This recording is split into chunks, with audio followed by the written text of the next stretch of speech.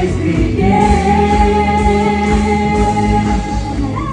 Kaya sa akin sa 14. Di ba? But I want you to remember this month, yung love month. Isipin natin siya as the greatest love that we have ever received. Hindi ba masasarap isipin yung pagmamahal? Pumasok tong buwan na to, ito, nare-remind ako ng pinakamatinding pagmamahal na na-receive ko sa buhay ko. It's the love that is walang kapantay. Yung pagmamahal na halos hindi mo na-deserve, pero natatanggap mo pala. Amen? Pwede bang this time as we worship, just soak in that thought na Lord, grabe mo naman akong mahalin. Lord, ngayong love month ng noon, ipaalala mo sa akin yung mga paraan kung paano mo pinapakita sa akin mahal mo ako. Because in this life, in this world, napakahirap magmahal. Madaling magalit, madaling mainis. But as the Bible says in Matthew 22:37 to 40, Jesus replied, "Love the Lord your God with all your heart, and with all your soul, and with all your mind. This is the first and greatest commandment." And it says so, and the second is like it. Love your neighbor as yourself. All the law and prophets hang on these two commandments.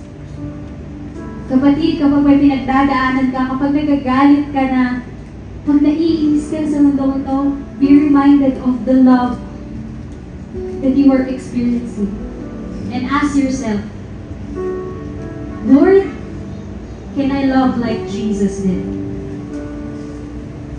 Minsan, iniisip natin, pwede namang hindi magpatawad kasi grabe yung ginawa sa atin ng mga tao. Pero be reminded that you are loved, even though you are undeserving. By a God who is merciful, is full of grace. Kaya sa lahat ng pinagdadaanan natin ngayon, sa lahat ng iniisip natin, pwede bang sabihin mo, can I love like Jesus did? Just ask yourself, Lord, turuan mo po ako. Turuan mo po ako magmahal kung paano mo ako minahal, Panginoon. Because in the name of Jesus, there is power. In the name of Jesus, the giants will be slain. In the name of Jesus, there is healing. In the name of Jesus, there are wonderful things happening in every corner of this room. In the name of Jesus, every heart is healed. In the name of Jesus, every relationship is restored. In the name of Jesus, every sickness is healed, is banished. In the name of Jesus, any bondage that is holding you back has been broken. In the name of Jesus, Lord, teach us how to love like you did, Panginoon. Hayaan mong pagmamahal ang mag-umapaw sa puso namin, pagmamahal para sa iyo, Panginoon, pagmamahal para sa mga nakabibig sa amin. And just worship Him. Lord, we thank you, we thank you, we thank you. Kung magkabatirin with your time, your sweet, sweet time to be with Jesus. Wala sa amin, sa lahat ng Panginoon, but it is in your heart already. Just seek Him in this time. Oh God, just seek you.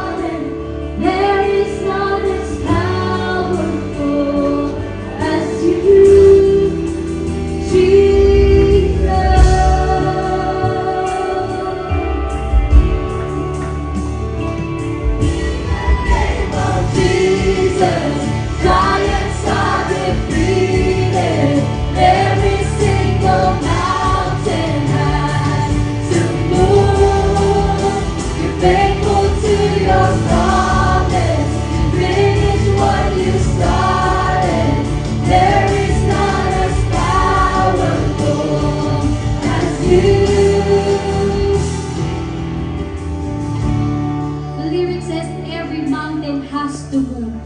Sinasabi niya na lahat ng mountain dapat gumalaw. This is how powerful His name is. If you don't feel the weight of the power of the name of Jesus, kapatid, ngayon pa lang sinasabi ko na sa'yo, there is power when you say the name of Jesus. It can turn your life around. Pwede mo palakpakan natin because Lord, we thank you, God. Because in your name, Lord, in the name of Jesus, everything can change in a silent moment. Hallelujah! Every mountain has to move back. Ano pa yan, kapatid? Hallelujah, Jesus! So as we sing this once again, kapatid, I want you to believe every mountain in your life is moving. Gumagalaw ng Panginoon sa buhay mo. Hallelujah! Hallelujah, Jesus! Oh! In the name of Jesus, giants are defeated. Every single mountain has to move. You're faithful to your promise. You finish what you started. There is none as powerful as you. In the name of Jesus, giants are defeated. Every single mountain has to move. You're faithful to your promise. You finish what you started. There is none as powerful as you. Be lifted higher, now and forever. God, you reign. Yours is the kingdom. Yours is the glory.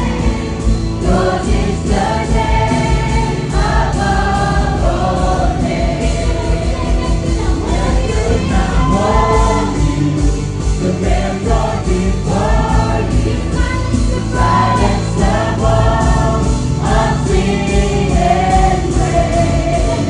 The heavens are rolling, the saints of your glory. For you are reigning to life again. You have no rival, you have no equal. Now and forever, God, you reign.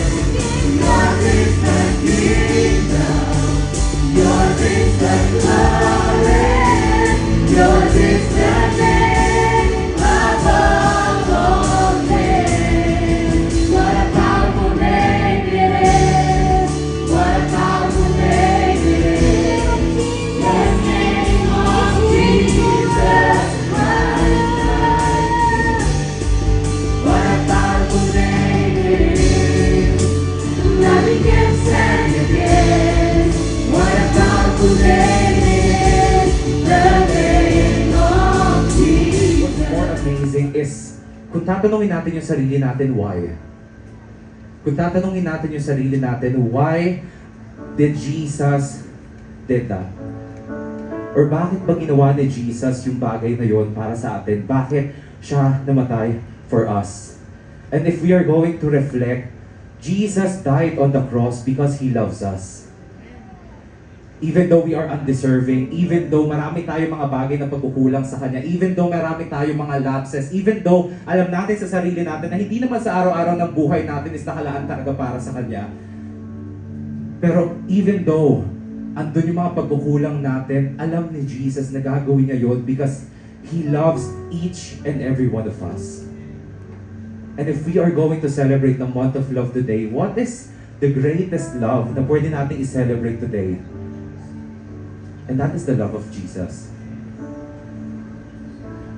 So today, as we partake sa ating communion, I hope na tayo po mismo, yung bawat isa sa atin is makapag-reflect sa kung ano yung ginawa ni Jesus, sa kung sino si Jesus sa buhay natin. Na si Jesus, yes, namatay siya, yes, hindi tayo deserving sa Kanya, pero ginawa niya yun dahil mahal niya tayo. And I hope that we will be able to reflect on that thing, hindi lang sa ngayon, pero sa araw-araw. But this time, can we all close our eyes? And can we all lift up yung tinapay po that signifies the body of Christ?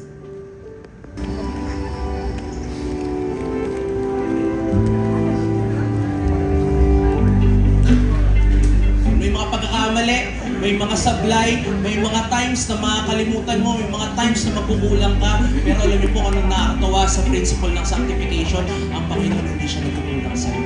I believe in the fall, I feel like I reach my end. Like the snow when it's hot, don't know if I can stand again. Yeah. We do not make requests of you because we are righteous, or we do not make requests of you because of the righteousness of Israel, of any person, but because of your great mercy. Lord, listen. Lord, forgive. Lord, hear and act for your sake, my God. Do not delay, because your city and your people bear your name. Holy Spirit, rain down. I need you right now. Please don't make me hold my breath. Faith does always work, but not necessarily on our timetable or according to our wishes.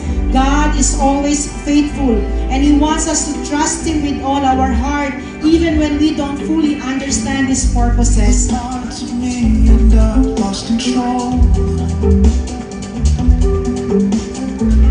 As we have desired for a long time to be a praying church, not just because we have prayer leaders on Sunday, not just because we have prayer intercessors, but Lord, we intentionally come and gather to take time off of our busy schedules, Lord God. At kahit na malayo ang lugar na ito, Panginoon, at galing pa kami sa trabaho, Lord, ino-honor mo, Panginoon, ang aming desire, ang aming intention, Panginoon. Rain down, rain down.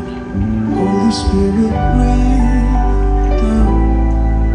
I need you right now, so please don't make me hold my breath.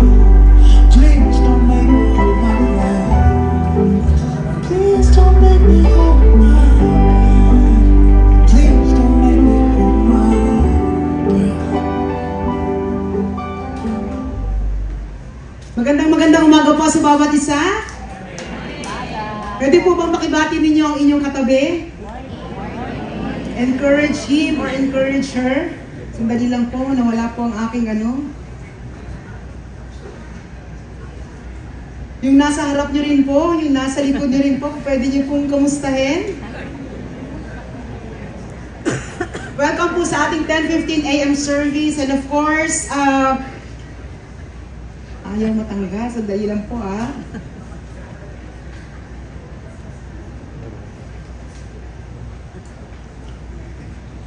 And of course, last week po, habang lunch, kausap ko po si Pastor Alfred. Ito nga, Pastor. Ang sabi ko po sa kanya, lagi niya po sinasabi, parang ilang beses niya na ba sinabing favorite niya ang 8:15 a.m. service? Marami na po, no po? Hindi po ba marami ng beses niya sinasabi? Pero ito po yung bigla niya sinabi, oo, favorite ko ang 8:15 a.m. service, pero love ko ang 10:15 a.m. service. Yes, pwede po ba palangkapan natin ang Lord? Sabi niya po yun, di ba sabi mo, Pastor, uy, mahal ko na ang 10:15 a.m. service. Pero wag po kayong mag-alala, kahit po sinasabi ni Pastor Alfred na favorite niya po ang 8:15 service, favorite ko naman po ang 10:15 a.m. service. Pero kidding aside, ano lang po yan, alam mo yun, usapang ano lang po namin ni Pastor Alfred, o kaya talagang lambing niya lang po sa inyo yan, and lambing ko lang din po ito sa inyo, pero alam ko favorite tayo lahat ni Lord. Amen po ba? Walang favorite si Lord, lahat po tayo, from 8:15 to 5:30 service, and of course yung 10 a.m. and yung pong 4 p.m. service sa San Jose del Monte, Bulacan. Amen po ba? Ayaw mabuksan ng aking Sandali lang po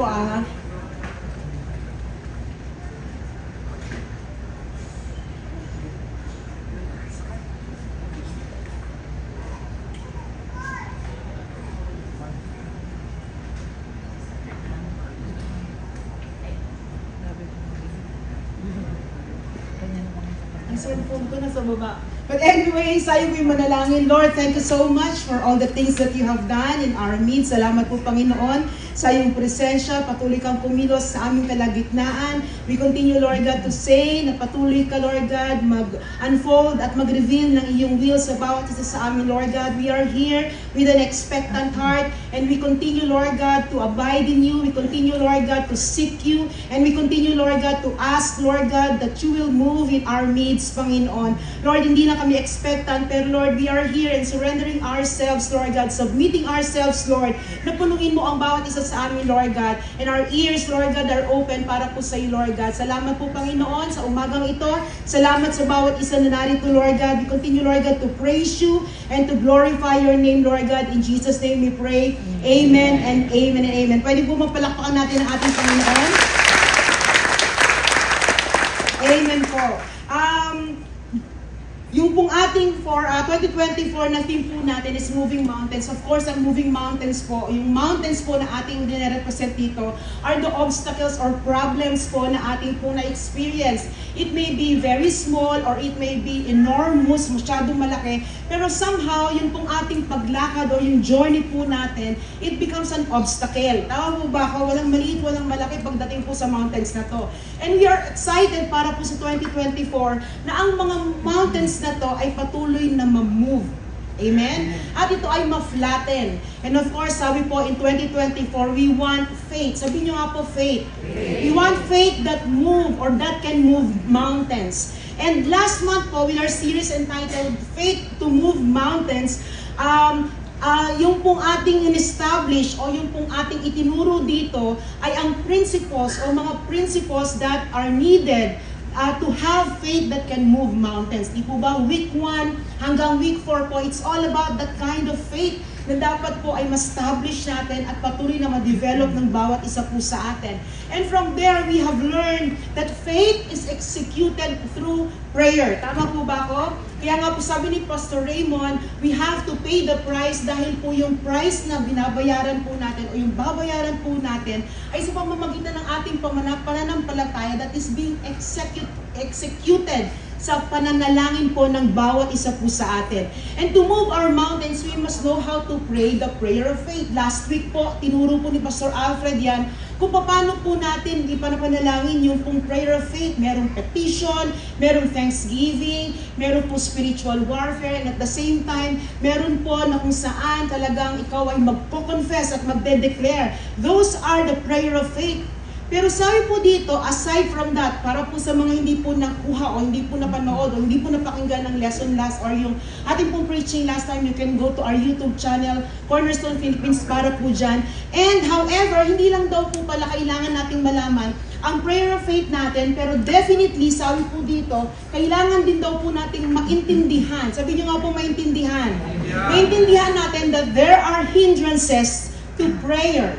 Amen po ba? Meron daw pwedeng mag-obstacle aside sa mountains na meron po tayo. Pwede rin daw po merong hindrances or obstacle para po ang panalangin natin ay marinig at ang panalangin natin ay sagutin ng ating Panginoon. And in line with this month of February, may bago po tayong series, and this series entitled Hindrances to Prayer. Amen po ba? Maganda po ito na matutunan natin when we learn and when we are established by the principles of knowing the prayer of faith. Ngayon naman daw po, titingnan natin yung mga hindrances ng pwedeng maging hindrances sa panalangin po natin na marinig at sagutin ng ating Panginoon.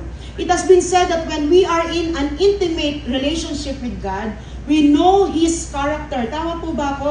Pag may intimate relationship ka sa Lord, lagi kang nag-spend ng time sa Kanya, lagi mong kinikilala ang Panginoon, you know kung ano yung character ng Panginoon. Nakikilala mo siya. Tama po ba ako? And aside from that, we trust His love for us. Sabi kanina ni Raymer, the greatest love that we are always celebrating. Actually, it's not only during first Sunday of the month, pero buhay Kristiyano po, dapat po talagang ini-emphasize natin at nire-reiterate natin na talagang sobrang mahal po tayo ng ating Panginoong Jesucristo. And that love, pinagkakatiwalaan po natin. And because of that relationship, our prayers, yung panalangin natin, aligns sa will ng Panginoon. kilala mo ang Panginoon, you are studying His Word, you are continually getting all the principles na tinuturo ng Panginoon. Therefore, tayo po ay nai-align. Dati ang prayer natin, Lord, payamanin mo ko kasi gusto kong maging mayaman. Gusto kong may sinasabi nila na abundant life may experience. Pero now, Lord, gusto ko yumaman ako because I want to spend it for your glory. Gusto kong gamitin mo ko para patuloy na gamitin mo sa glory niya. And if ever man po na hindi pa tayo pinapayaman ng Panginoon, alam at alam mo sa puso mo, and you trust Him, na yung mga prayers mo ay patuloy na ina-align niya sa kanyang will. Amen po ba? Because God delights in answering our prayers. Hindi po siya parang, bahala ka, umasa ka sa wala. Hindi siya ganun.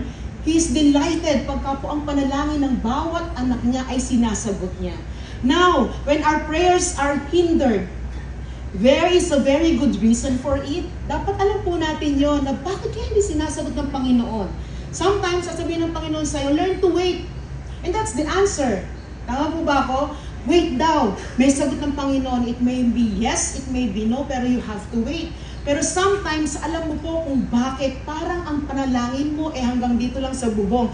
It's being hindered. And alam mo, at gusto mong alamin kung ano yung reason behind that. It's very important to find out what the reason is and to remedy the issue or whatever hinders or ano man ang obstacle para ang panalangin mo ay kanyang sagutin. Look at this illustration. Di po ba pag binuksan natin ang ating mga faucet, bubukas po yan, and ano pong mangyayari pag binukas mo yung faucet? May bubulaga bang ano? Ano pong mangyayari pag binukas mo yung faucet? May tubig na tutulo. That's the normal thing na iyong ina-expect. Alam mo yun. Pero pag binukas mo ang faucet, o kaya yung sa kitchen o kaya sa bathroom, at walang tubig, ano pong nangyayari? Nasabi mo ba, okay lang, walang tubig. Hindi, di ba? Hoy, bakit walang tubig? Hoy, napakitingin mo nga, bakit ganito, ganyan? Tapos kami po, usually, tumatawag pa kami talaga sa homeowners para alamin kung wala ba talagang tubig. And from there, alam namin sabihin, kunyari, 2 hours lang na walang tubig, o kaya, meron po kaming tubig, ewan ko po sa inyo kung bakit. So talagang hahanapin mo yun. Hindi ka titigil lang mo nahanap kung bakit wala kang tubig. Tama po ba ako? Ang huli, sasabihin mo, nagbayad ka ba? Di ba yan ang tatanungin natin? So we expect that water to pour forth every time iti-turn on natin siya. At pag hindi, definitely masusurprise tayo. We would definitely find out what was wrong at saka talagang immediately isa-set out natin kung bakit nagkakaganito, wala tayong tubig. And this is exactly the mindset every Christian ought to have. Dapat daw ito ang mindset na meron po tayo with regards to hindered prayers. We need to seek the Lord and look deep within our hearts to find out why our prayers are not being answered. Kaya mahalaga po na hindi lang natin maintindihan how to pray a prayer of faith, pero mahalaga din daw kung maintindihan natin at ma-inform tayo, maging aware tayo sa hindrances to prayer. The first hindrances we will be discussing through our series for week 1 is fear and doubt. Pwede po ba sabihin niyo fear and doubt? Yeah. Let's read Psalm 139:23. Sabi po dito, search me, God, and know my heart. Test me and know my anxious thoughts. These are actually the wise words from David. Siya po ang nagsasabi nito sa Diyos. He is calling upon God para po i-search ng Panginoon ang kanyang puso. Of course, David knows how all-knowing ang ating Panginoon. Alam ng Panginoon, kahit hindi niya sabihin, Lord, saliksikin mo ang puso ko. Alam ng Panginoon kung ano ang nasa puso ni David. Hindi lang ni David, pero bawat isa po sa atin. Amen po ba? He knows what is it. Ano yung condition ng ating mga puso. Pero David is calling on God to search his heart. And sabi po dito, yes, David knows that He is an all-knowing, all-powerful. He is full of perfect wisdom, ang Diyos. Pero this is a prayer na kung saan He is submitting Himself para po sa i-reveal ng Panginoong Diyos kung ano ang condition ng kanyang heart with regards to what? To His anxious thoughts. Sabi niyo nga po, anxious thoughts. Actually, hindi lang po sinabi ng Panginoon dito the thoughts that I have. Pero sabi dito, i-search mo, i-test mo, and know my anxious thoughts. Ano daw po pag sinabing anxious thoughts? Sabi po dito, the Hebrew word for anxious thoughts is seraphim. And it means disquieting thoughts. Alam niyo po yung unsettling thoughts, disturbing thoughts. Yung thoughts na hindi ka pinapatahimik, hindi mo alam kung bakit, pero alam mo, ideas, images, subjects, sobrang nakaka-stress para po sa'yo. This is actually what anxious thoughts is all about. A disquieting thoughts. The answer kung saan nagmumula, what causes disquieting thoughts, sabi po dito, the answer is fear and doubt. Doon po nagsisimula, yun po ang root cause kung bakit tayo merong troubling ideas or subjects or thoughts na sinasabi po dyan. And sabi po dito, the presence of fear and doubt means we have, ano po sabi dyan? Little faith. And we have studied last month na meron pong different kinds or levels ng ating pong pananampalataya, and it started with the seed faith na binigay sa atin ng Panginoon nung tinanggap natin siya bilang Diyos sa tagapagligtas. Permanently nilagay ng Panginoon sa ating mga puso. At it is always started in that little faith, the seed that He has imparted and deposited sa bawat isa po sa atin. And sabi po dito, pagka daw present ang fear at doubt, we have little faith. Remember, we have studied about this. Sabi, this kind of faith lives a life of worry and anxiety instead of standing firm and trusting that God is a God who can do anything para sa atin. We tend to choose na tayo ay mag-worry, na tayo ay mangamba, na tayo ay patuloy na mag-isip na kung ano-anong mga bagay, kaysa po tayo ay manampalataya at magtiwala sa sinasabi niya. Hindi lamang po yan, people of little faith fail to develop their faith. Naakala nila yung faith na yun na yun. Diba, ang dami natin mga pinag-usapan of how we can really develop our little faith to great faith. And yun po ang dapat na i-goal ng bawat isang Kristiyano, dahil kailangan po natin yung little faith natin ay ma-cultivate natin, ma-hone natin, ma-develop natin. Para po pagka merong mga bagay na katulad nito, ikaw ay may storms na na-experience at may mga bagay kang kinakaharap, you know how to have that faith, to exercise that faith and trust in God instead of worrying, instead of having an anxious thoughts. And sabi dito, they may claim, yung mga taong may little faith, they may claim that their faith is there, nandyan, alam nila, nananampalataya sila, naniniwala sila sa sinasabi ng salita ng Lord. And they claim that they believe God, but His words and thoughts ng taong may little faith are usually what? Sabi po ito, not in line with the Word of God. He thinks, he speaks, he feels negatively about everything. Little faith. Praise the Lord. Sabi nga namin ni Pastor Alfred nung last month, di ba?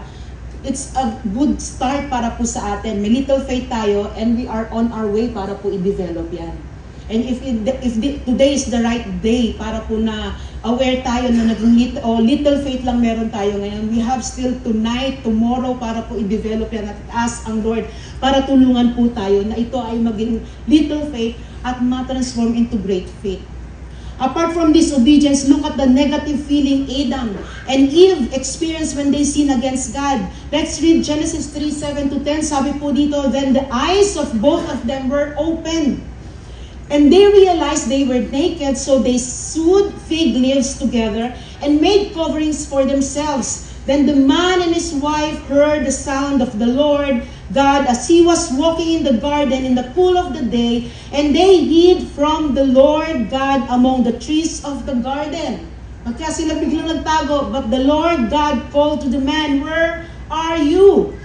He answered, I heard you in the garden, and I was afraid, because I was naked, so I hid. In Genesis 2:25, babalik muna po tayo bago dito sa binasa natin. Hindi pa sila nagkakasalan during this time, and it pointed out that Adam and Eve were both naked and they felt no shame. Yung nudity po nila is truly innocence, and about it, yung sinless po yun, at saka talagang wala sila free of shame. Wala silang ganun nararamdaman kahit ano po, o wala silang saplot, kahit na anong wala. They have this kind of freedom and peace.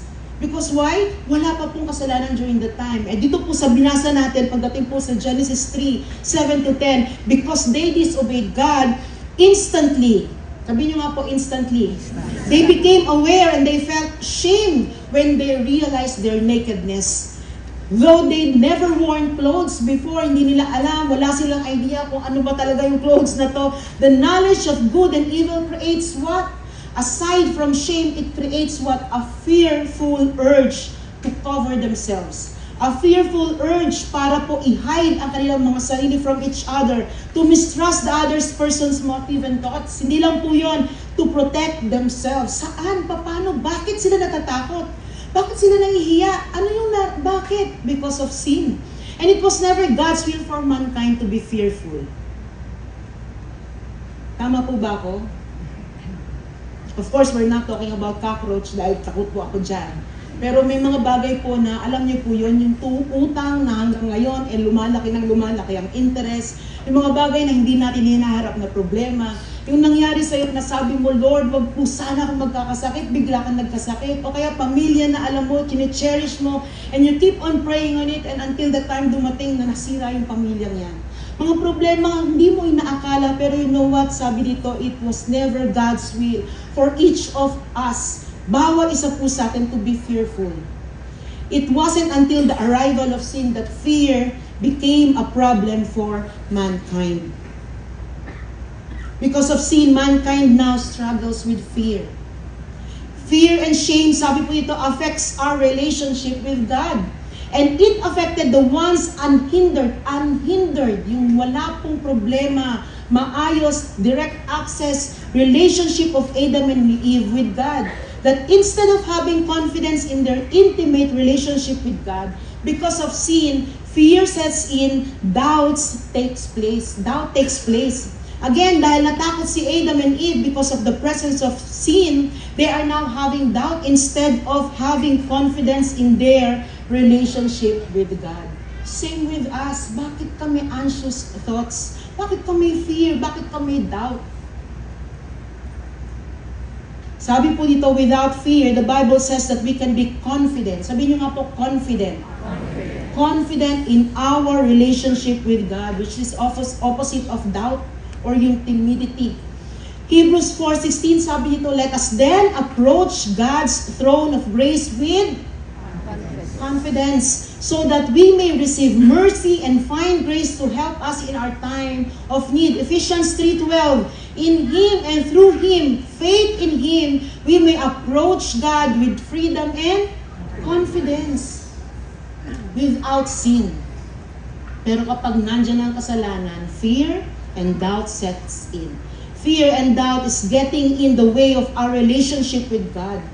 It hinders us to have that direct access pagdating po sa intimate na relationship natin sa ating Panginoon. Meron pong hindrances para tayo ay lumapit at patuloy na magtiwala at maniwala because of these fears and doubts that rooted sa kasalanan. Sabi po dito, it affected our confidence, yung assurance, yung sureness natin. And sabi dito, what are you afraid of? Why doubt? What are your anxious thoughts? Sabi po dito, we are not talking about fear of heights. Katulad na sinabi ko kanina, yung fear mo sa cockroach man yan, spiders or enclosed spaces. We're talking about the fears that render you, sabi po dito, powerless to fight for what God has in store for you. We're talking about the doubts that have imprisoned you. Ayaw natin yan, yung makukulong po tayo. In the invisible wall that always seem insurmountable. Definitely, this kind of fear na ating po dinidiscuss ngayon is a kind of fear na kung saan it distracts us, it destroys us. Meron pong isang klase ng fear na kung saan it's a motivating factor para sa ating mga Christian because it is in a sense that we are in awe of God. That we are in reverence to Him. That's why yung holy fear o yung fear sa Diyos ay nadidevelop sa ating mga puso. We don't want to sin against Him. We don't want to do the things na hindi po align sa ating Panginoon. Pag sinabi niya no, it's a no. Pag sinabi niya yes, it's a yes. We follow everything na sinasabi ng Panginoon. It's the holy fear na gusto ng Panginoon makita sa atin. Pero this kind of fear na sinasabi po that it render us powerless to fight for what God has in store for you. Definitely, it's a different kind of fear na minsan nag-i-stagnate at nagpa-paralyze sa bawat isa sa atin. We don't want that. We want progress. We want movement. We want to take a step para po sa mga plano ng Panginoon sa buhay natin. He doesn't want us to stagnate at matakot na lang at patuloy na sabihin, Lord, hindi ko alam kung anong gagawin ko, natatakot ako. Nagda-doubt ako. Balikan po natin ang prayer ni David sa Psalm 139:22. This prayer of David is a bold one, full of confidence because he asked God to test his heart to reveal what the anxious thoughts, and to reveal that root cause of that fear and doubt.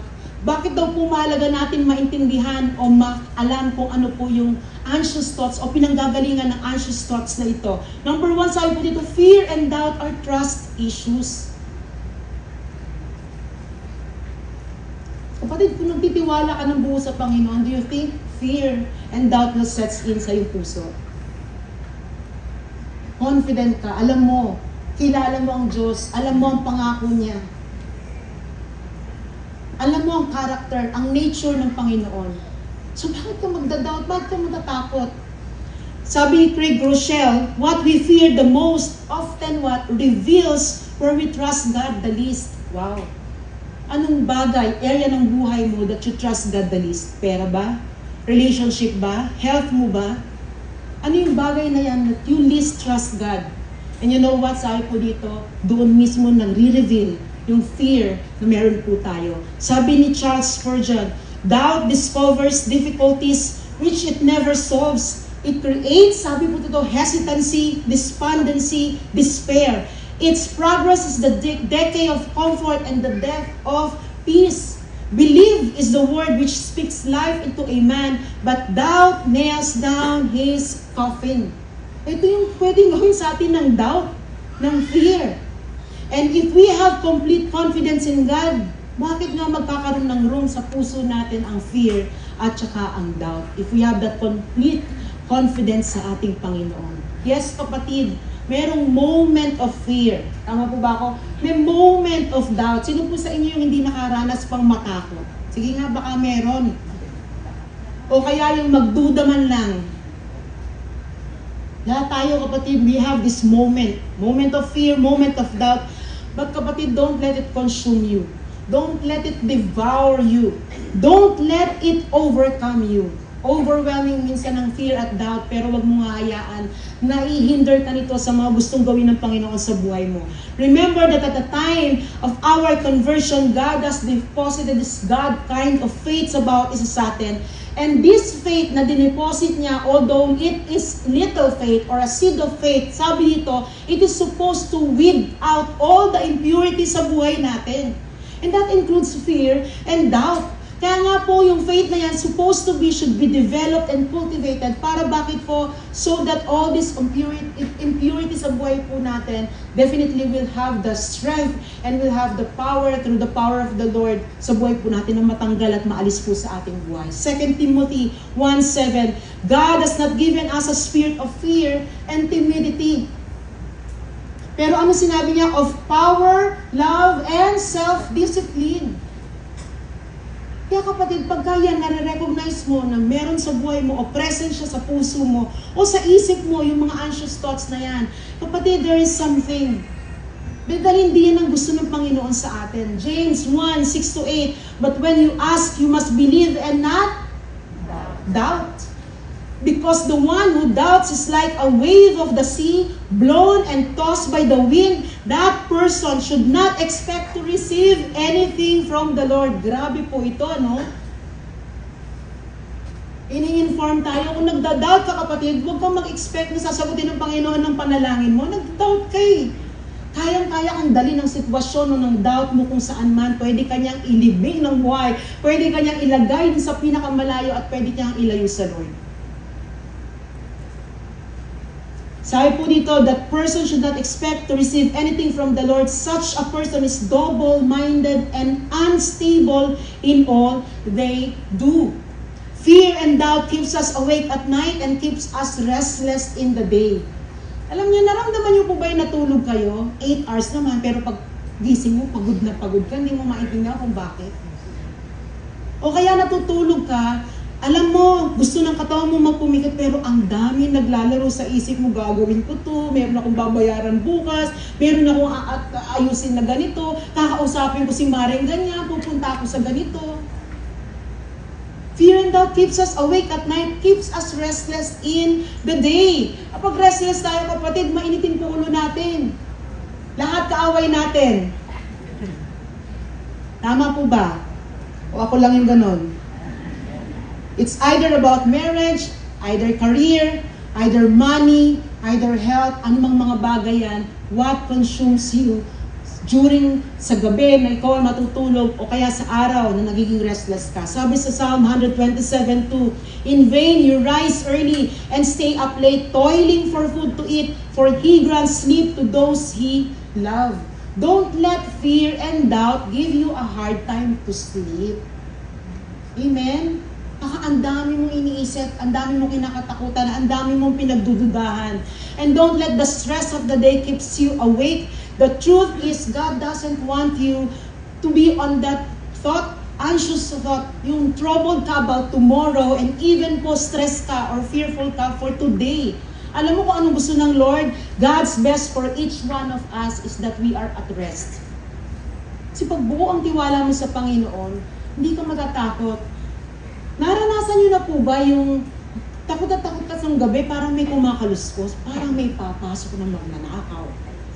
Tapos hindi ka mapahinga, hindi mo alam kung ano, silip ka ng silip, wala ka namang masilip, kung ano-ano gagawin mo, titignan mo ng 50 beses kung nakalak ba talaga yung door. Titignan mo yung likod, kung wala bang problema, hindi ka mapapasok. Gusto ng Panginoon, you are at rest because you have faith and believe in Him, and you have no doubt na iingatan ka ng Panginoon at nandyan siya sa iyo. Instead of fear and doubt, have faith and believe. Pero tama po ba? It's easier said than done. Tama po ba ako? Madali lang sabihin, hindi po ba? Ay, hindi ko alam kung ano mga sitwasyon ng bawat isa sa atin, pero siguro in your mind may nagsasabi, ay naku, ang dali mo lang sabihin nang pinipreach mo kasi inaral mo yan. Hindi mo alam kung ano nangyayari sa akin, hindi mo alam kung ano nararamdaman ko. Sabi dito, fear and doubt are not only common to people in general, pero sabi po dito, it is even common to believers like us. Pwede po ba makita yung kamay ng mga believers dito? Common din daw po sa atin lahat ang matakot at ang mag-doubt. And sabi dito, that is why napakarami pong reminder at caution at saka warnings po sa ating scripture na nagsasabi not to be afraid o kaya do not doubt. It is because we all struggle with fear and doubt in some way or another, because the root of this is sin and we are all sinners. Nagkakaroon tayo ng minsan akala natin moment of fear, moment of doubt, pero kapatid, ang tagal mo na pala sa moment na yan. Kinakain ka na ng mga bagay na iniisip mo na hindi pa nangyayari. Baka lang ganito, paano na ako, masisira ako, ito mangyayari sa akin, paano na ako, baka hiwalayan na ako ng asawa ko pag nalaman ito. Marami na tayong mga iniisip, amen daw. Pag naman sana, no, kapatid. Pag naman sana, marami tayong iniisip na gano'n, pero sa totoo lang, yung fear po natin at takot po natin, sabi nila, hindi nangyayari talaga at malayong mangyari. Mahirap lang, hindi po natin hinahanap. Therefore, we are struggling. All of us are still struggling with these two, doubt and fear. Even if you keep reminding yourself, have faith, believe. Even sinabi natin at apply natin yung narinig natin, confess, declare. Sumigaw ka dun sa giants. Tama po ba ako yan? Tinuro sa atin, hindi po pwedeng matalo yung giants natin ng tayo at nakaganon. Minsan kailangan natin kausapin yan. O kaya talagang mag-declare tayo, mag-confess tayo. Pero kapatid, minsan kahit nag-declare ka na, paus ka na, wala pa rin nangyayari. Wala pa rin effect. Pointless. Meaningless. Ang sabi po dito, parang alingaw-ngaw lang. Meaningless. Paano yun? Yun nga ang sinabi eh. Ano daw ang gagawin natin? Dahil kahit nagpo-confess, nag-declare tayo ng mga scriptures and the truth in the Bible, yet there is no power that is being released from it. Nakikita mo na lang ang sarili mo that you are already in despair, you are hopeless, you are discouraged, you are depressed, you are starting to lose heart. Bakit ganito, Lord? Nagsiserve naman ako sa iyo, pero yung panalangin ko hindi mo sinasagot. Bakit ganito? Nag-tithes naman ako, hindi pa bumabalik. Sabi mo, babalik naman mo. Ang dami natin, bakit? We lose heart. Nagiging hopeless na tayo. Lumulubog na tayo sa isang putik na akala mo makakaahon ka pa pero hirap na hirap ka na. Kapatid, baka kulang ang mag-declare at mag-confess ka lang. Kulang ang mag-remind sa sarili mo na huwag kang matakot at huwag kang magduda, pero nandyan pa rin siya. Alam mo yun, sasabihin mo, ito yung fear, at saka dapat sasabihin mo, dyan ka lang. Hindi kita papansinin, bahala ka sa buhay mo dyan. I'll go on. Pero kapatid, di ba, pag nandyan siya at laging nakasunod, laging nakasilip, parang si Jose Marichal pag magpapasko na. Ayaw mo muna siya harapin, pero nandyan, nakaganyan. Kakanta na ulit ako. Yung fear and doubt, minsan ganun po. Baka may ibang pinagagawa ang Lord sa atin. Baka the Lord is revealing to you that the only way, sabihin nyo nga po, only way. The only way to recover or overcome our fear and doubts and start to walk in faith and believe was to walk through what we feared and doubted the most. Ibig sabihin po, it's time to face your fears and doubts because your greatest breakthrough needs to go through your fears and doubts. Mga kapatid, pass over, cancel. Ayaw mong tignan, ayaw mong harapin, pero kapatid sabi ng Lord, harapin mo na yan. Paano mo sisigawan ang doubts and fear at ipamumukha sa Kanya kung gaano kalaki ang Diyos mo kung hindi mo siya harapin?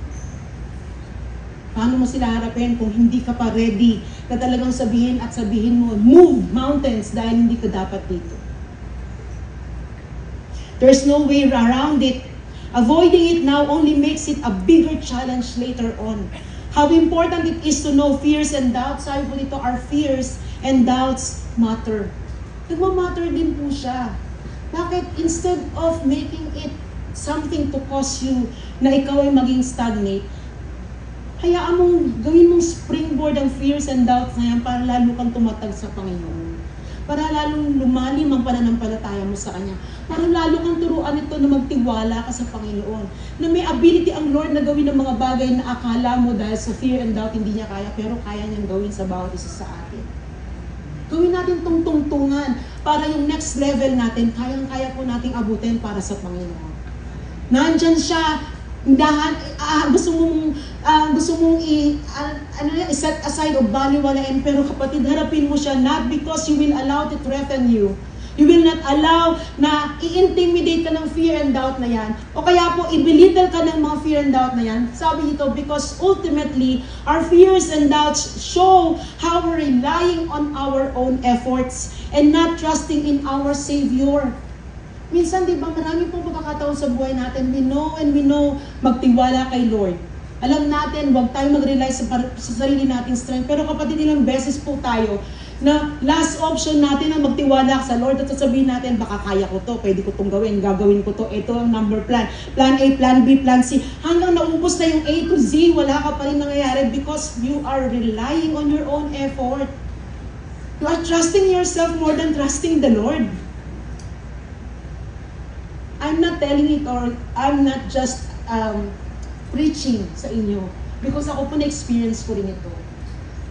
I have so many options. Akala ko expertise ako. Akala ko kaya ko. Akala ko pwedeng mangyari. Pero the truth is you and I, bawat isa po sa atin are always inadequate. May limitation ng bawat isa sa atin. We're never enough. We're always weak. Tama po ba ako? We're frailty. But here's the incredible, hard to believe, amazing, wonderful truth. When we're weak, God's power is made perfect. When the time comes, sasabihin mo, Lord, hindi ko na kaya, mahina ako, hindi ko to kaya. Wala akong lakas para gawin o para ito ay maging victorious dito sa sitwasyon na to. Kapatid, gustong-gusto ng Lord yan dahil papasok siya at i-display niya ang power niya sa midst ng sitwasyon na meron ka. Sige po palakpakan natin ng Lord. Kapag pinamumukhanan ng fears and doubts ang mga weaknesses natin, yung hindi natin kaya, yung mga inadequacy natin, God's power is being displayed. 2 Corinthians 12:9, He said to me, my grace is sufficient for you, for my power is made perfect in weakness. Therefore, I will boast all the more gladly about my weaknesses so that Christ's power may rest on me. We want that power. Amen? We want that power that really being released sa mga buhay po natin. That when people will look at us, sasabihin na, hindi ito si Aileen, hindi ito si Raymond, hindi ito si Pastor Alfred, si Lord ito. May ginagawa ang Panginoon at gusto ko ng ginagawa ng Lord, ma-experience yung ginagawa sa Kanya at gawin din sa akin ng Panginoon. And you will seek and continue to find out kung ano yung mga ways na yan. May ganito pala ako. Meron pala akong mga pinagkakaabalahan. Yung inuuna ko yung mga anxious thoughts na to. When fear is strong, faith is weak. Sana po remind natin ang ating mga sarili niyan. Pag takot na kapatid, yung pananampalataya mo sobra pong baba. Because faith and fear cannot function together. Hindi sila pwede magbigay ng 50-50. Para okay tayo, para present tayo na dito sa tao na to. Hindi kapatid, hindi sila pwedeng magsama. When faith is strong, fear loses its power over you. Faith will allow you to believe, thereby making you able to take a step of faith. We want to take a step of faith para may progress, may movement. Pero pag fear ang nag-set in sa atin, kapatid, mawawala yung power ng faith. Pero when faith is strong, fear loses its power over you. Alisan mo ng power o gawin mong powerless ang fear na yan sa buhay po natin. When doubts settle in your heart, it makes you blind to see what? The ability of God. Dahil bakit nagdududa ka, kaya ba ng Lord? Pwede ba? Parang hindi. Titingnan ko na lang. Kung ano na lang, let your will be done, Lord. Pero sa totoo lang, punong-puno po ang puso mo ng pagdududa sa ability ng Panginoon. Without fear, doubt cannot diminish the power of God's word in our lives. Sabi natin, di ba, let us continue to study, saturate ourselves sa Logos, so that when time comes, nakakailanganin natin, and we need the strength and we need the power, yung Rema, the quickening word, ay talagang lalabas, at ito ang magpapalakas sa'yo. It will sustain you. Tama po ba ako? Sometimes when Logos ay nandito lang po sa isip natin, hindi po pwede at mahirap po. Because kahit anong gawin mong pagdedeklara, wala pong Rema word na lalabas. Pero when you really meditate, saturate, talagang nginuya at talagang nginataw mo ng gusto, magugulat ka darating ang time na down ka, there will be Rema words para itayo ka nito at patuloy na ikaw ay lumakad sa pangako ng Panginoon. It is when you have faith, when the power of His word is in you and you are secure in the presence of the Lord. Even if our fears and doubt came true, alam po natin that God is always and will always be with us. Remember when Pastor Alfred shared the time na sobra po siyang down. Sabi niya, paano na ako? Ano na mangyayari sa akin? Hindi ko na to kaya. Pero di ba sabi ng Panginoon sa kanya, I will save you. Pastor, binigyan ka ba ng isang kaban ng pera ng Panginoon during that time? Hindi. Nasolve ba yung mga problema mo, Pastor? Hindi. Pero that Rema word, alam mo yun, it gives him that faith. And you know what? Because of that faith, isa-isa niya nakikita kung paano siya sinave ng Panginoon. And right now, di ba sasabi niya yung mga testimonies niya? It is His Rema word. And we are learning from it. We are taking yung mga tips na meron siya. Or sometimes, God is talking to us kasi may mga bagay din siyang ginagawa sa atin that is unique about isa sa atin so that we will also experience the same blessing. It might be the other way around, pero kapatid, blessing is still blessing sa Lord. Sabi nga ni Pastor, di ba, baka kotse yung pinagpe-pray mo ngayon, baka yung pang munang mag-start ka muna sa faithfully, nagbabayad ka ng renta ng bahay mo, faithfully yung mga bills mo, hindi mo siya napapalagpas, nababayaran mo. Faithfully yung mga tithes mo, hindi mo na kinukuha, Lord, pautang saglit kasi babayad ko sa Meralco. Baka napapagtagumpayan mo yun. Blessings, kapatid. Until the time that God will see you ready para sa cars, house and lot, travel, at kung ano-ano pang mga bagay yung pinagpe-pray mo sa Kanya. Even if fears and doubts, even if it will come true, we know and we know God will always be with us. Psalm 23:4, even though I walk through the valley, the darkest valley, I will fear no evil, for you are with me. Your rod and your staff, they comfort me. Yan po ang pangako ng Panginoon sa atin. Kahit tayo ay nandoon po sa pinaka-dangerous, most dangerous place in the world, sabi ng Panginoon, nandyan sa, and He will comfort us and will be with us. Ano pa po dapat nating maintindihan about fear and doubt? Sabi po dito, fear and doubt keeps you from fully following God. Baka may mga balakid, baka 50% ka lang nagpa-follow kay Lord, baka hindi talaga all out. Fear and doubt makes us unable to secure divine intervention. When it both comes in, sabi ko nga kanina, it paralyzes us. It robs us of that confident living with peace and freedom na mula sa Panginoon. It leads us to a wrong path. Bakit po? Because we are confused, we are gone astray. Alam mo yun yung we're lost. Nawawala po tayo mainly because we are confused. And it leads us not to fully follow Him. Kapatid, di ba po yung follow Him sa fully follow Him? And God wants us to fully follow Him. Ngayong pong umagang to, ask God to reveal what is keeping you from fully following Him. Don't miss out na ma-experience mo ang kanyang pagmamahal, na mag-soak ka sa amazing grace ng Panginoon, at patuloy na ma-enjoy mo yung unconditional love na ino-offer ng Panginoon sa bawat isa sa atin. Ang hirap po pag Kristiyano tayo, and yet, balikat natin, babang-baba, at tapos, eto nga, parang utang ako, nakakainis, hindi ko alam kung kailan ako sasalba ng Panginoon dito. Ang hirap ng buhay, bakit ganito? Pati diba, parang ibang-iba sa tinuturo ng Panginoon sa bawat isa sa atin. Yes, we have problems. Hindi ko po ini-invalidate ang mga problema. Yes, we have these challenges and hardship. Nandyan po yan. Pero kapatid, tatayuan mo lang siya. Kasi may pananampalataya ka. May Diyos ka na lalaban at lalaban para sa iyo. 1 John 4:18, there's no fear in love, but perfect love drives out fear, because fear has to do with punishment. The one who fears is not made perfect in love. For all of us, na-experience po natin ang ating pagmamahal ng ating Panginoon sa ating mga buhay. Pero pag itong pagmamahal na ito ay not perfect sa bawat isa po sa atin, definitely, all our fears and doubts will be wiped out. There will be moments of fear and doubt, pero kapatid, hindi siya magtatagal kasi hindi siya normal na para sa iyo. You need Him, you need this presence, you need this power, you need this guidance, you need to be strengthened by the Word of God. Faith doesn't mean na hindi ka natatakot. Faith means you don't let fear stop you. Don't let it stagnate you. Now, in dealing with fear and doubt, Psalm 139:24, see if there is any offensive way in me and lead me in the way everlasting. When David asked God to do for him in his prayer, i-reveal ng Panginoon ang condition o true condition ng kanyang puso. Ang tanong niya po, is there any offensive way o offensive thing sa puso ko na nakikita mo? Alisin mo ito o i-reveal mo ito sa akin para malaman ko to. Bakit po? Because we can never deal with faith and doubt kung hindi po natin i-deal ang kasalanan sa buhay natin. Fear and doubt is being rooted o yung cause po ito is sin sa buhay po natin. Remember that sin is a barrier between God and man. Sin means you mark the standard of God. Tama po ba ako? Minsan kasi kapatid, yun daw pong naiisip natin sa kasalanan, yung po bang mga crime, pangangalunya. Ano po bang yung malalaking kasalanan?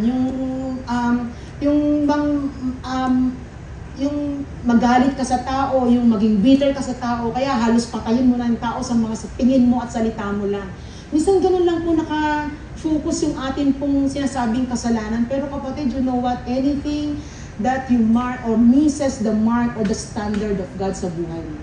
Baka may pinapagawa siya sa'yo, baka sabi niya, bigyan mo si Pastor Alfred ng 5,000, hindi mo ginagawa kasi baka hindi yan in Jesus' name. Example ko lang po yun. Ay naman po, baka natakot na gumanon na. Di po ba, may mga bagay siyang, mga simpleng mga bagay, pero if you miss that, kapatid, you're missing the standard of God.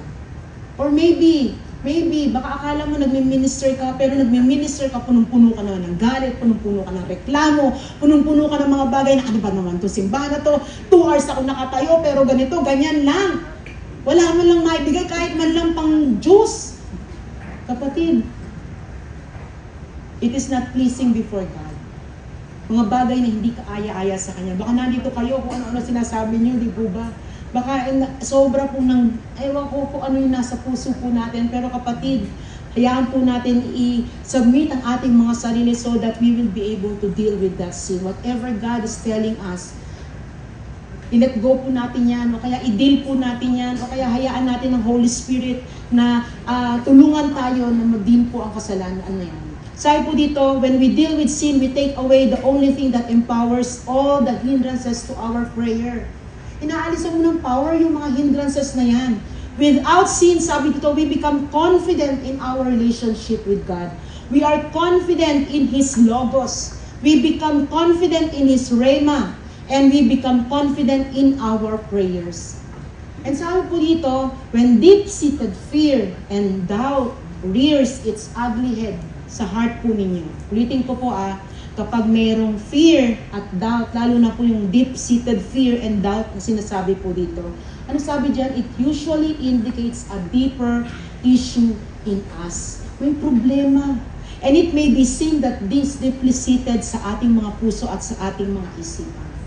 The testing na sinasabi po ni David dito, na sabi, Lord, itest mo ako. Yung kung katulad ng pag-test sa isang gold para po sa fire, pag dumaan yan, lahat ng impurities aakyat at aalisin, so that yung pureness po ng gold na yan, lalong mas magmahal, lalong mas gumanda, lalong maalis yung mga hindi dapat dun sa gold na yon. Same thing with us. God wants us to deal with our impurities sa ating buhay as He continue to reveal to each one of us. Bakit po? Kasi doon nanggagaling ang mga anxious thoughts na yan. Whatever that is not yung pong glorifying sa ating Panginoon at mga bagay na hindi po kaaya-aya sa Kanya. Mga bagay na kung saan offensive po sa Panginoon. Kung mga bagay na na-miss natin ang standard ng Panginoon, mga bagay na hindi natin siya pinakinggan at hindi natin siya sinunod. And it may be sin, it may be whatever it is, pero allow yourself to be tested by the fire. As I end, let us come to a place where we are willing po, bawat isa po sa atin, to be in a place na, Lord, I am willing to be searched by you. Minsan po pag sinesearch tayo, halimbawa po ng mga pulis, di ba, offended tayo. Bakit? Anong meron? Anong meron sa akin? Kahit wala naman silang makakapap o wala naman silang makukuha, pero takot na takot po tayo. Huwag po tayong maging katulad ng ganun pagka po sa harapan ng Panginoon. Let's allow Him to search us, to examine us, to surrender to Him, so that we will be led and be guided by the one who has a powerful name, who loves you, and who the one na binigay niya yung buhay niya para sa bawat isa sa atin. Na tayo dapat yung makatanggap ng punishment, pero you know what? It takes the place, ako na lang, kaysa yung anak ko ang maparusahan. It is only in a place where you are willing to see all your impurities, all the offensive way and anxious thoughts ng bawat isa po sa atin. Hindi ko po maisa-isa kung ano yung mga bagay na yan, pero right now, at this moment, God may be revealing it to you right now. He may be unfolding it to you kung ano yung mga bagay na yan. What are those impurities? What are those offensive way? What are those sin? What are those doubts and fears? Saan siya nagmumula? And let us lift it up to the Lord who wants to deal with our sins, so our fears and doubts will be powerless. So that yung pag sinabi pong defeated na ang fear na yan sa buhay po natin, it will be so real and be true sa ating mga buhay. That doubts and fear will be powerless and ineffective sa atin. Nandyan siya, sinusundan tayo, pero kapatid, biglang naglalaho, lumiliit, nawawala ng power. Until the time you will just see how good and faithful the Lord is.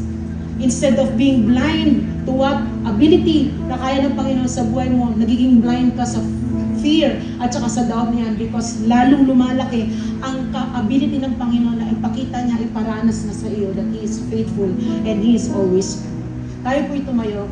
Let us continue to worship the Lord. This morning, let us continue to declare the power of His name. Let us continue to declare, Lord, these are the fears and these are the doubts na meron ko, and I am laying it down before you right now. I want to have faith and I want to believe in you. Everything that you say, hindi tama. Hindi mo kami pinaasa lang. Ang lahat ng yan, Panginoon, ay mangyayari. And all we have to do is to just cling on and abide in you. And Lord, we will continue to walk with victory and continue to say, I am a child of God. And let the power of the Lord be upon us. The name that is in Him. Thank you, Jesus. And we all God.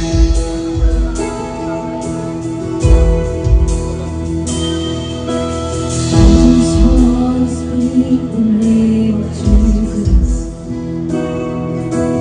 to every heart and every heart. I know there is peace within the presence. I speak Jesus.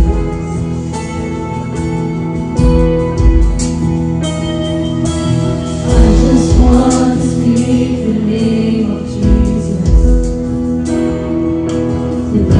Dark addictions hard to break. There is hope and there is freedom. I speak Jesus.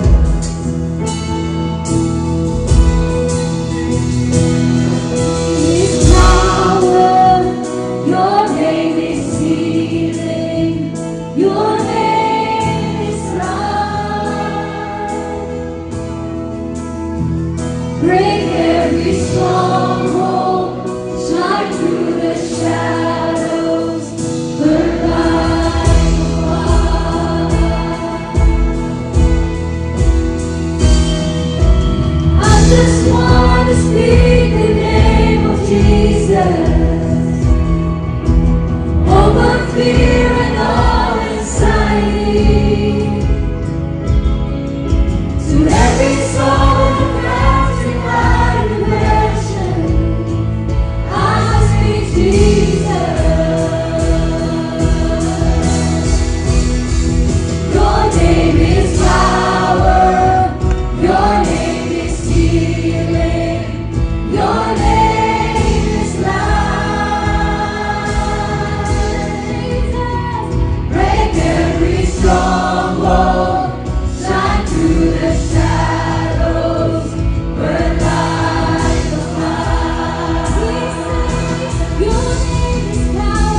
Your name is power, your name is healing, your name is life. Break every stronghold, shine through the shadows, burn like a fire.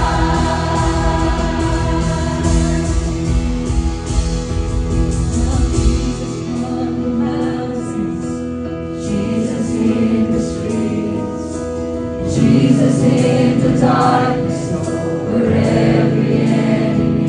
Speak Jesus, Jesus for my family. I speak the holy name, Jesus.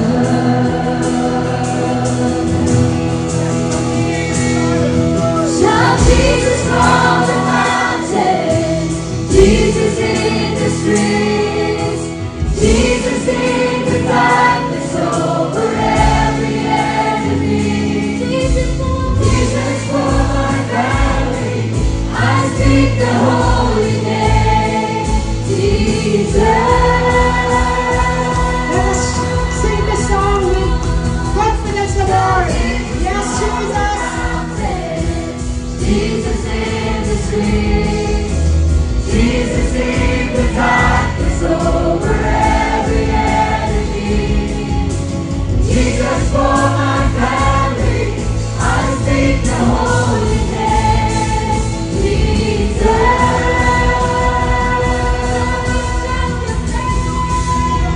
Shout Jesus from the mountain, Jesus in the streets, Jesus in the darkness over every enemy.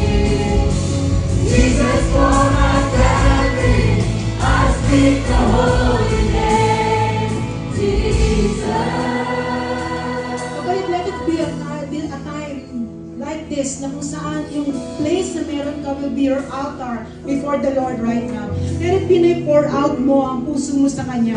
Pero hayaan mong i-examine ka muna niya, i-search muna niya ang puso mo. Because the more that we want to be closer to Him, pero may present ng kasalanan sa ating puso, sa ating isipan, kapatid, it will always be the hindrance para yung access na binibigay ng Panginoon sa atin ay patuloy nating ma-experience at patuloy nating marating. Whatever it is right now that is before you, in your heart, let it be na i-lay down mo yan sa Panginoon. Minsan may masyado tayong ma-pride. Akala natin, alam natin ang lahat. Akala natin, kaya natin ang mga bagay sa buhay natin. Minsan, yung confidence na sasabi ng Panginoon na bigay natin sa Kanya, binibigay natin saan? Sa ability natin, sa skills natin. Kilala ko yung galing ko, kilala ko yung sarili ko, and I will rely on this confidence. Pero what is God telling us all about?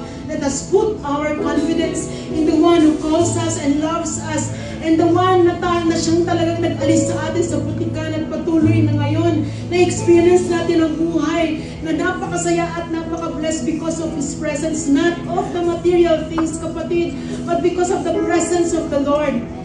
The name of Jesus, wala namang special dito, pero kapatid, there is power in the name of Jesus.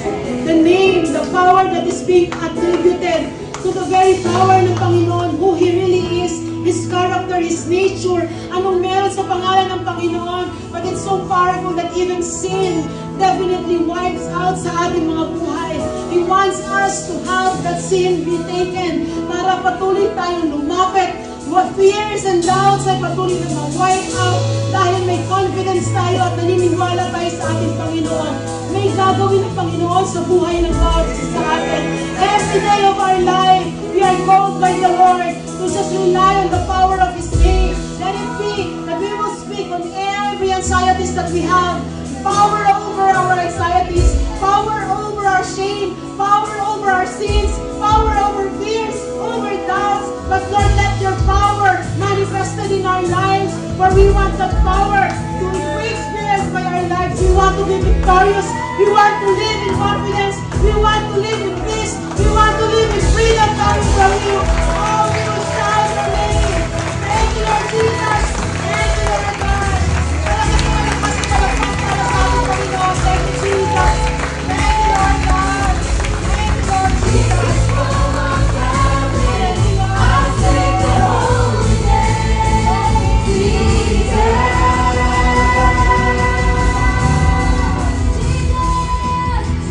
Jesus from the mountains, Jesus in the streets, Jesus in the darkness over every enemy, Jesus for my family, I speak the holy name, Jesus.